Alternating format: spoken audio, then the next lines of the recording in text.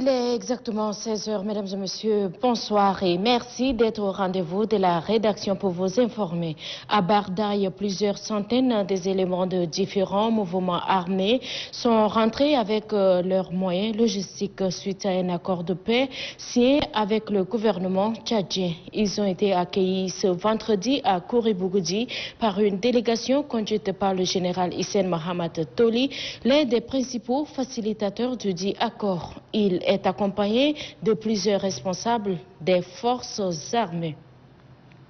Ensuite, coopération Tchad-Égypte, une délégation égyptienne de l'université d'Égypte conduite par le professeur Mahmoud Sidik Hassan est arrivée ce matin au Tchad. Elle a été accueillie à l'aéroport international Hassan Diamos de N'Djamena par le conseiller du chef de l'État à l'enseignement supérieur, à la recherche et à l'innovation, Dr Hissène Mazar Hissène, par ailleurs président du conseil d'administration de l'université Roi Faisal. Il avait à ses côtés les membres du conseil supérieur des affaires islamiques au Tchad.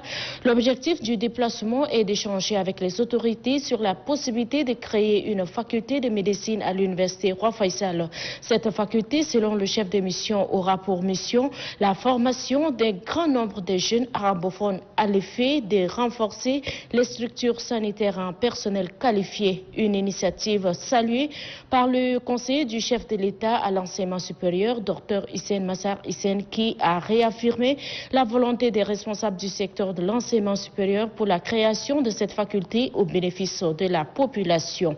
Ensuite, la présidente de la plateforme Zéro Covid-19, Achta Dibrinassi, a fait ce matin un point de presse relatif à l'anniversaire du premier cas de Covid-19 notifié au Tchad.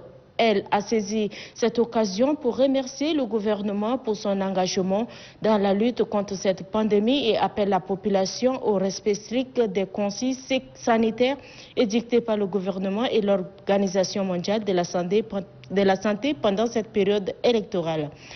En culture, le paysage littéraire s'agrandit. Le nouveau-né est intitulé Les aventures de Kadaou au pays Badé. C'est un ouvrage écrit par Abdelkirim Ali Issa, un écrivain tchadien qui est à sa troisième œuvre. Cet ouvrage de 110 pages compte 17 chapitres et retrace le parcours professionnel d'un homme marqué par les événements douloureux. Pour l'auteur, le but recherché à travers cette écriture est de mettre en lumière la culture, mais surtout de conscientiser les parents sur la transition culturelle dont sont victimes les femmes et les enfants, en l'occurrence la polygamie. Enfin, la Fédération tchadienne d'athlétisme a présenté officiellement hier dans un hôtel de la place son nouveau logo à la presse nationale et internationale. La cérémonie de lancement de ce logo a vu la présence de plusieurs anciennes gloires de cette discipline sportive. Le président de la Fédération tchadienne d'athlétisme a rappelé l'assistance de ce logo qui vise à honorer les hommes et femmes qui, par leur valeur, leur engagement, abnégation et le goût de l'effort dont marque l'athlétisme tchadien au cours de cette cérémonie. Le site de la FTA a été également lancé. C'est le www.fta. Voilà, c'est la fin de ce 16 heures sur Télé Tchad. Mesdames et messieurs, merci de l'avoir suivi.